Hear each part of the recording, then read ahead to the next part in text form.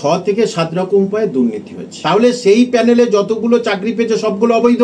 রাজ্য সরকারের অ্যাডভোকেট কিভাবে বলতে পারে অনিয়ম হয়েছে, বেনিয়ম হচ্ছে কিন্তু দুর্নীতি হয়? 32,000 না 42,000 দুটো যেতে পারে, অথবা একটা যেতে পারে, অথবা তিনি কারোর যদি প্রমাণ ঠিক দিয়ে দেয় কারোর চাকরি যাবে না। স্কুল সার্ভিস কমিশনের থেকে এর ঘাপলাবাজি আরো বেশি।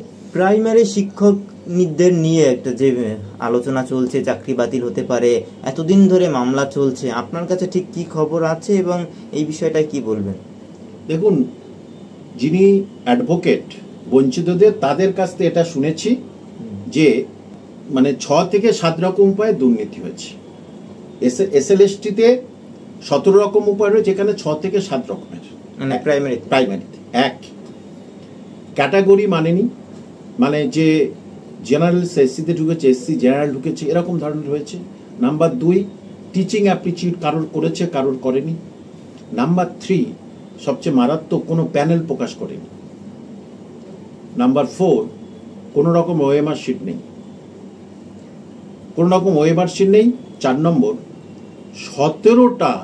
17টা ওখানে 17 রকম উপায় হয়েছে।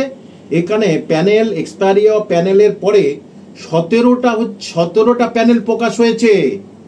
ভাবা যায়, এক্সপায়ারি প্যানেলের পরে 17টা প্যানেল প্রকাশিত হয়েছে। তাহলে সেই প্যানেলে যতগুলো চাকরি পেয়েছে সবগুলো অবৈধ। স্কুল সার্ভিস কমিশনের 2 আর 3 এই এক্সট্রা 5টা প্যানেল হয়েছে, সেটা ক্যান্সেল করেছে।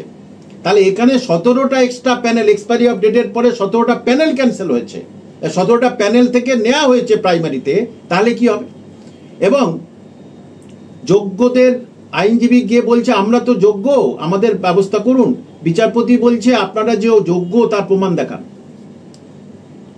এদিকে অদ্ভুতভাবে কিশোর দত্ত অ্যাডভোকেট জেনারেল কি বলছেন? দুর্নীতি বেনিয়ম হয়নি, অনিয়ম হয়নি। বেনিয়ম হয়েছে, অনিয়ম হয়েছে, কিন্তু দুর্নীতি হয়নি। আচ্ছা, এটা কোনো ভাষা হলো? দেয়ার ইজ নো স্ক্যাম, কিন্তু ইরেগুলারিটিস হয়েছে সেখানে।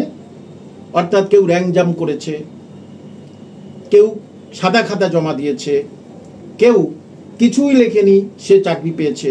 এই যে এতগুলোর জন্য প্রাইমারির বিচারপতি মাথা চুলকাচ্ছে যে স্কুল সার্ভিস প্রাথমিক শিক্ষা পর্ষদে বলেছে উপযুক্ত প্রমাণ দেখান।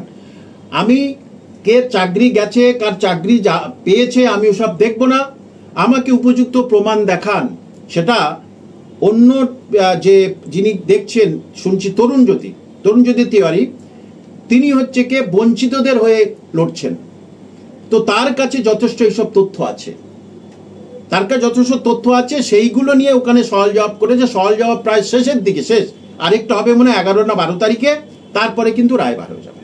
এবং এই রায় 32,000 না 42,000 দুটো যেতে পারে, অথবা একটা যেতে পারে, অথবা তিনি কারোর যদি প্রমাণ ঠিক দিয়ে দেয় কারোর চাকরি যাবে না।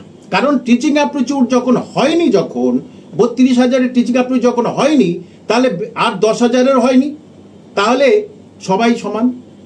এখন এইটা বিচারপতির নজরে আছে। এবার বিচারপতি কি করেন সেটা বিচারপতির ব্যাপার।